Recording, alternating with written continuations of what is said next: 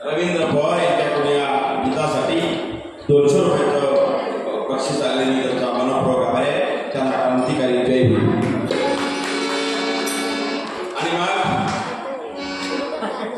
बाबासाहेबांनी आम्हाला घटना दिली. आपला देश हा बाबासाहेबांनी लिहिलेल्या घटनेवर, हे मान्य आहे ना सगळ्यांना? तुम्ही बोलत नाही. बाबासाहेबांनी लिहिलेल्या घटनेवर. पण सर तुम्ही वाचले काय का माहित नाही. पण परवा राजस्थानमध्ये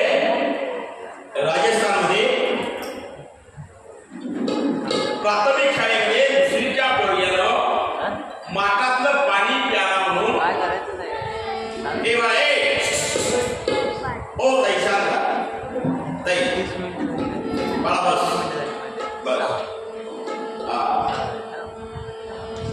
राजस्थानमध्ये 2023 ची गोष्ट आहे.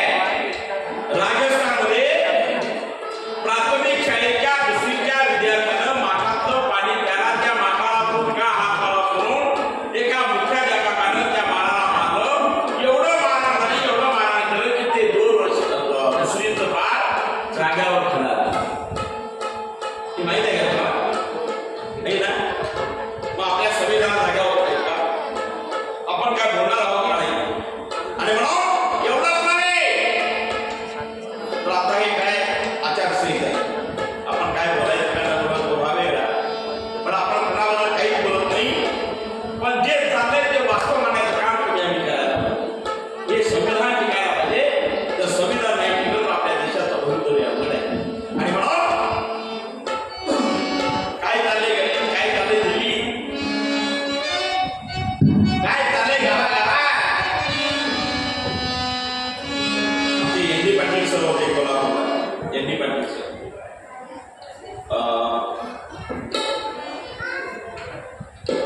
त्यांनी एकदा युनिव्हर्सिटीमध्ये भाषण केलं होतं. आणि मी जर युनिव्हर्सिटीचा कुलगुरू झालो आणि जर विज्ञानाच्या शिक्षकांना जर सत्यनारायणाची पूजा घातली तरी त्याला कामानं काढतो, त्याला कमी केलं.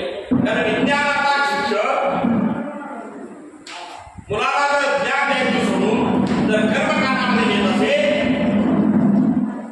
हा बेस आहे. बेस माणसाला घडवण्याचा बेस आहे. कारण समाजाला शाणं करायचं सोडून एका वेगळ्या दिशेला समाजाला न्यायचं. समाजाच्या प्रवाहाच्या उलट जाणं फार अवघड असतं. बाबा आज कोण त्या प्रवाहाच्या उलट बोलत नाही. 1-2 शाहीर आपल्यासारखे सोडले तर कोणच काय बोलत नाही. पण काय चाललंय गेली, काय चाललंय दिल्ली आणि याच्या मनात एक आश्रय हे बोलायचं नसतं.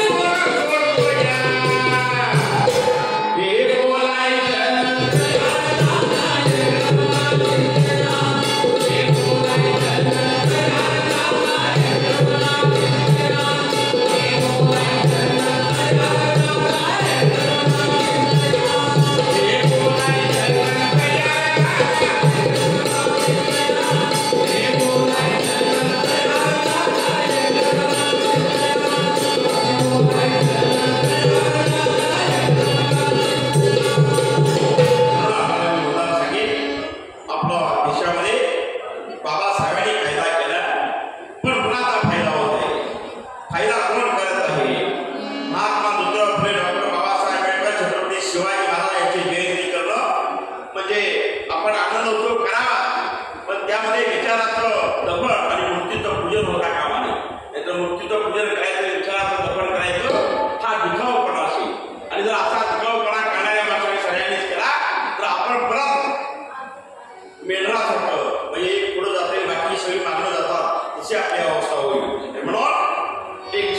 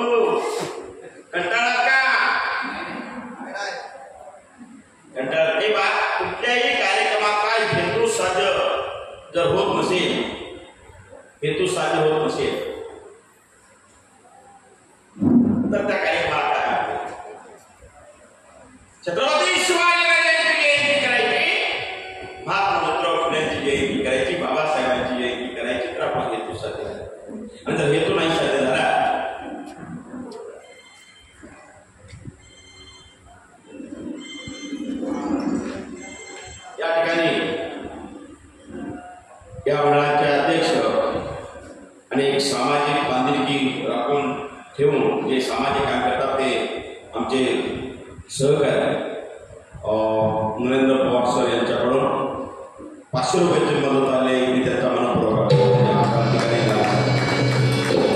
आणि मग हेतू साध्य होण्यावर उदाहरण सांगतो. कारण आज छान जेवण केलं होतं, वरण होतं, भात होता, भाजी होती, पापड होता, बघा ना.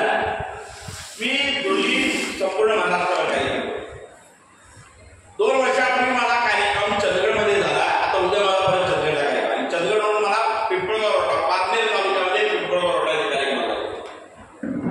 मी कार्यक्रम संपला आणि गाडीवर चालू. हेतू साध्यावर सांगतो, मला 5 लोक आहेत आणि मग मी गाडी चंदगडवरून काढली. गाडीला थोडासा प्रॉब्लेम झाला. मला नगरला पोहोचायला थोडा वेळ झाला. त्यांनी पेपरला घ्यायला दिली होती, पब्लिक इथं होतो, पण त्या मला लेट झाल्यामुळं त्यांना राग आला. त्या मंडळाच्या लोकांनी माझं स्वागत कसं केलं. सर MH09ची गाडी बघितली, मी गाडीच्या प्रचाराने कुठं आहे तू साहेब, कुठं आहे तू साहेब म्हटलं. माझ्या अंगाचं पाणी. आता काय करावं. मी नमस्ते म्हटलं. का हो किती वेळ झाला, काय ताबडतोब चालू करा. तर रात्रभर प्रवास, दिवसभरही प्रवास आणि लगेच कार्यक्रम चालू करावा. मी जरा विनंती केली ताबडतोब करण्यापेक्षा जर आम्ही फ्रेश होतो, जेवण होतो, मग कार्यक्रम करतो, ताबडतोब जेवून घ्यायचं म्हणजे आणि लगेच कार्यक्रम यायचं. आता ज्या घरात स्वयंपाक केला होता त्या ताईच्या कोल्हापूरच्या, त्यांनी छान स्वयंपाक केला होता. साधा भात, मसाले भात, पुरणपोळी, बटाटे भाजी, सांडगे, पापड असा 5 पकवानाचं भोजन. आता 10 लोकांचे ताटकाने 10 पत्र जाते गेले जातील ना.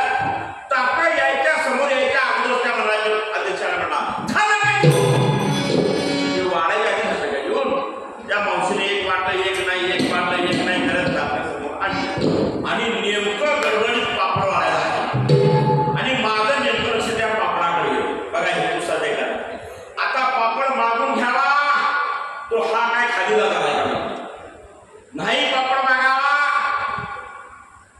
तर खायला तरी मिळणार नाही. पण ज्या मावशीनं तळमळीनं आमच्यासाठी तळलाय तिला वाटेल काय हो मी एवढं स्वयंपाक छान केला पण त्यांना पापड वाढता आला नाही. पण आता न मागता कसा मिळेल म्हणून मी काय केला, एक घास खायचा तिला पापड, एक घास खायचा पापडाकडे तरी पण त्यांच्या काय लक्षात आलं. पण त्या गावचे सरपंच माझ्या शेजारी गाव होते. ते मला म्हटले शाही एवढा काय वेळ झाला, लवकर आला असता बरं झालं असतं. मी म्हटलं काय सांगायचं साहेब, सरपंच साहेब, तुमचा पिंपळगाव रोडा ते पारनेर रस्ता एवढा खराब की गाड्या आम्ही पानाने मध्ये घातली आणि आमच्या गाडीच्या आडवा एक साप आला. म्हणजे आपण जनावर ना साप आला जे पुढे जायला आणि मागेही जायला. आता गाडी मागे घ्यावी तर दुसरा रस्ता नाही, पुढे घ्यावी तर तो साप जागेवर हलला. ते सरपंच म्हणजे खरंच काय हो एवढा होता, एवढा म्हणजे मी म्हटलं एवढा म्हणजे कमी नव्हता. मी इथं बसलोय ना, इथनं त्या पापडाच्या बुट्टी एवढा होता, बुट्टी एवढा होता. माझ्या मावशी म्हणजे आगोबाई शहराच्यासाठी तयारी वाढायच्या हेतू साध्य पापड ताटा आला. अशी महामानवाची जयंती करत असताना आपला हेतू साध्य व्हायला पाहिजे. नाही जर हेतू साध्य झाला तर त्या गाण्याला काहीच अर्थ नाही. आणि म्हणून मी काय खोटं सांगत नाही, जे वास्तव आहे ते सांग. अलीकडे आपल्या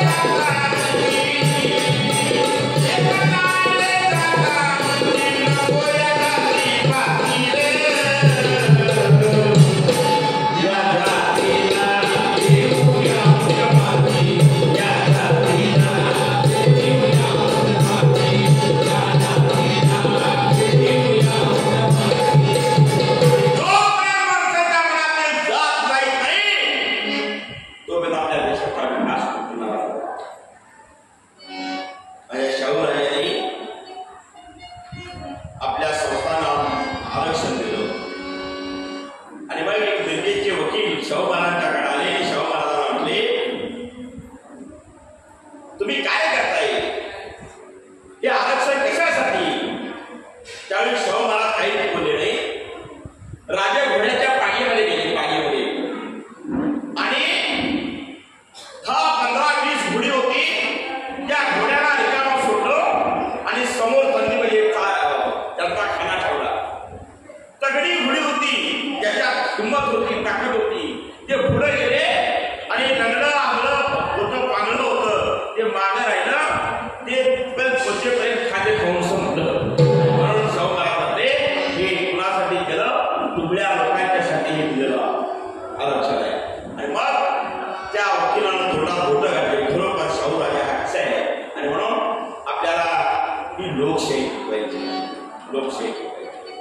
आणि जर लोकशाही हे शिकली तर आपल्या देशात हा परत हा संघर्ष होईल. आणि म्हणून लोकशाहीचा वृक्ष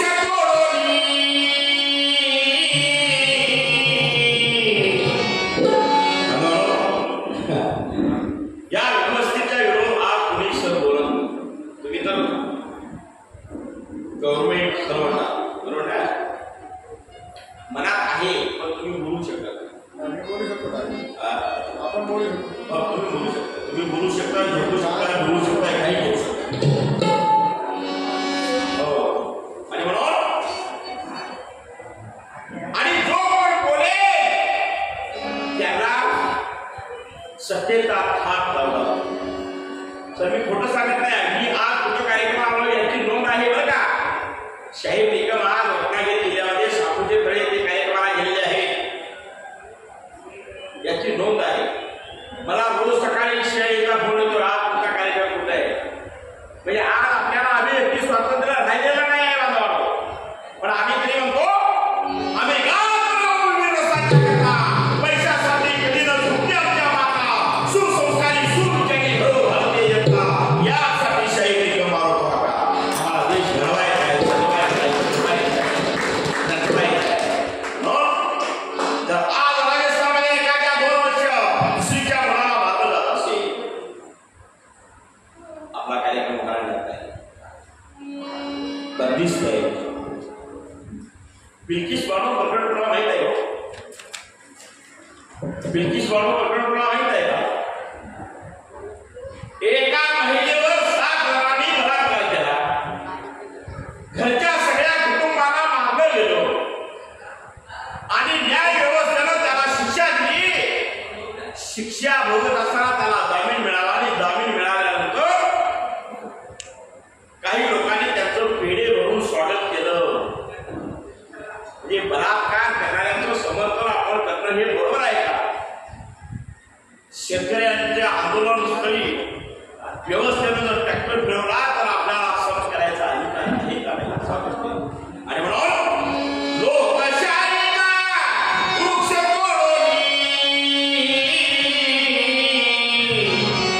लोकशाहीचा वृक्ष करू नका रे गुन्हा, करू नका रे गुन्हा. गुलामीच्या या उन्हात आता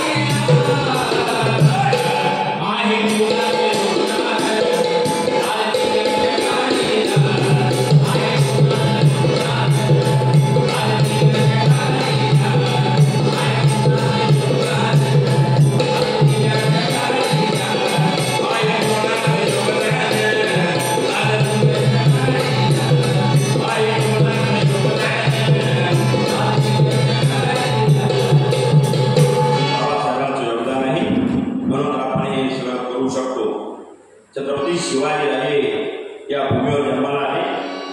छत्रपती शिवाजीराजांचं कार्य तरी फार रयतेचं राज्य शेतकऱ्याच्या भाजीच्या देठाला देखील हात लावू लागला नव्हे. मगाशी मी एक उदाहरण सांगितलं. बलात्कार पीडित महिलेवर अन्याय करणाऱ्या नराधमांना पेढे भरले जातात. पण छत्रपती शिवाजीराजांनी राज्याच्या पक्षाचे काय दर दिली तुम्हाला माहीत आहे नव्हे. मुलाच्या सुनेला शिवाजीराजांनी मनाला विद्या मुला पाठवली. रयतेची कणव असताना कसे त्याला जमीन देणारा छत्रपती शिवाजीराजे आणि म्हणून आमची छाती पौलादी आम्ही शिवाच्या पौलादी आमची छाती पौलादी आम्ही शिवाच्या आमची छाती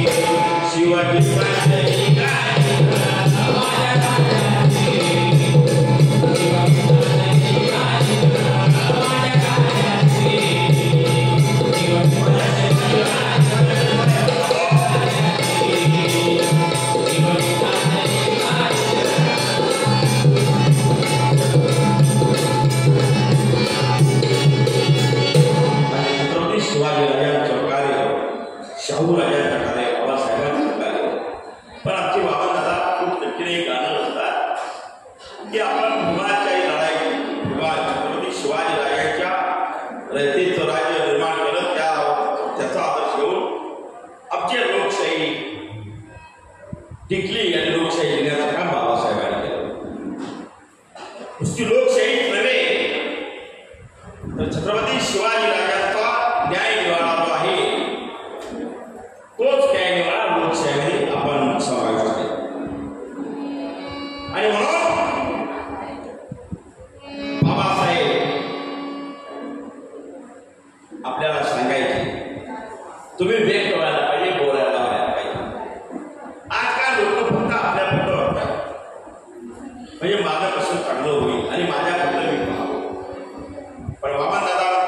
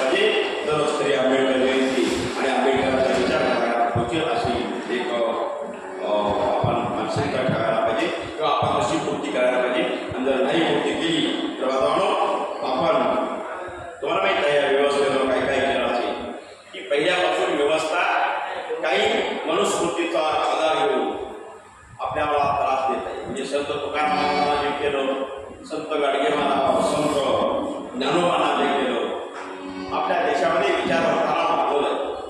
आपल्या देशामध्ये लोकांना शाणं करणाऱ्या माणसांना शाणं करू देत नाही. कारण राज्य व्यवस्था अशी आहे की जर लोक शाणी झाली तर यांचं काही चालत. आणि म्हणून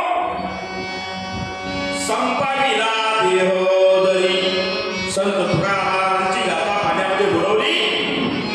कारण तुकाराम महाराज म्हणायचे ऐसे कैसे झाले बंधू कर्म करुणी म्हणती साधू अंगा लावून या लाख डोळे झाकून करते बाप दावणी वाले घेतली कळा सेवी तो विषय आहे त्या सोबत. म्हणून त्या तुकाराम महाराजांना विविध त्रास दिला, ज्ञानोबांना त्रास दिला. नव्हे महात्मा गांधींचा खून केला. महात्मा ज्योतिराव फुल्यांच्यावर मारेगिरी घातली. आपल्या देशात फार मोठा इतिहास आहे पण ते डगमगलेले. पण मी तुम्हाला आज या डॉक्टर बाबासाहेब आंबेडकरांच्या जयंतीच्या निमित्तानं आपण या पंचकृषीचा कार्यक्रम ठेवला. म्हणून मी तुम्हाला सांगतो, माणसं मारून विचार मारत नाही, माणसं मारून विचार मारत नाही. कारण माणसं तयार होत असतात, त्रास होतो थोडा पण तयार होतात. आणि म्हणून संपाविला देहोदरी